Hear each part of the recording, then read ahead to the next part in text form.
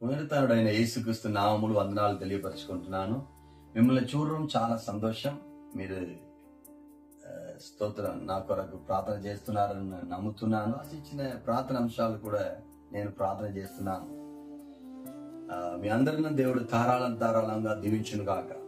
బైబిల్లో లూకా సువార్త 19వ అధ్యాయంలో ఒక మాట చదివించబడుతుంది. ఈరోజు ఇంటికి రక్షణ వచ్చి ఉన్నది.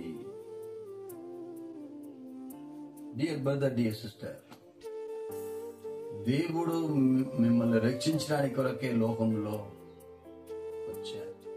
యేసుక్రీస్తుడే రక్తం మిమ్మల్ని పాపములు కడిగి శుద్ధీకరిస్తారు. యేసుక్రీస్తు ఏ నీతిమంతుల వెదకి రాలేదు, పావిలను వెదకి వచ్చారు. పావిలమో ఉండగానే మన వెదకుని వచ్చారు. సమరయ స్త్రీ చూడండి, వెదకి వెళ్ళి విడిపించారు. స్తోత్రం.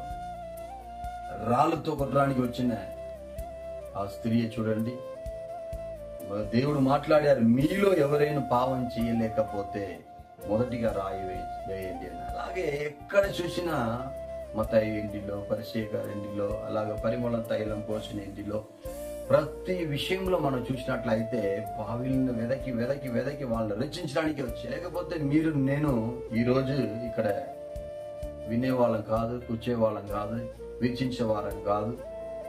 పావిల వెదకి దేవుడు వచ్చారు.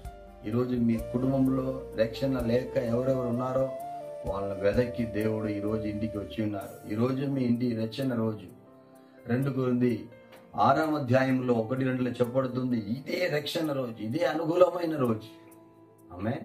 అలాగే దేవుడు మీ కుటుంబమును, మీ కుటుంబంలో ఉన్న అందరూ దేవుడు రక్షించాలని నేను కూడా ప్రార్థన చేస్తాను. 17 సంవత్సరాల వరకు భూజారిగా ఉండి దేవుడు నమ్ముకున్నాను. అందులో దేవుడు నన్ను భయంకరమైన ఒక రోగం వచ్చింది, టీబీ రోగం. క్షయరోగం నుండి దేవుడు నన్ను విడిపించి నాకు జీవం ఇచ్చి, నేను నిన్ను రక్షిస్తానని చెప్పి, నా గురించి ప్రకటన చెయ్యి అని చెప్పి నాతో మాట్లాడారు, నాకు విడుదల ఇచ్చారు. డాక్టర్ అందరూ చెప్పే లోపల చనిపోతారని, కానీ దేవుడు నన్ను నిలబెట్టి నన్ను రక్షించారు, బలపరిచారు, మాట్లాడారు. మీ కుటుంబంలో కూడా ఒక సాక్షిగా దేవుడు మనల్ని లేకపోతున్నారు, విడిపించబోతున్నారు. మీ కొరకు నేను ప్రార్థన చేస్తాను. మంచి తండ్రి, పరలోకపు గొప్ప తండ్రి, వేలాది వేల స్తోత్రములయ్యా. ఇది వీక్షిస్తున్న ప్రతి ఒక్కరు కుటుంబంలో రక్షణ, నెమ్మది, శాంతి, సమాధానం కలుగునుగా. ఆశ్చర్యమైన కార్యం చేయండి. రోగముతో ఎవరు బాధపడుతున్నారో వాళ్ళకి రోగం నుంచి విడుదల దయచేయండి ప్రభు.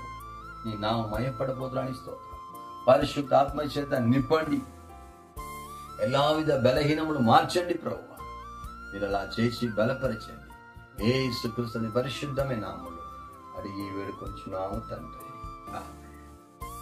దేవుడు మిమ్మల్ని ధారాళంగా దీవించిన గాక. మీకు ఏమైనా ప్రార్థన అంశాలు ఉంటే కింద కనపడుతున్న మా నంబరుకి మమ్మల్ని సంప్రదించండి. దేవుడు మిమ్మల్ని ఆశీర్వదిస్తారు.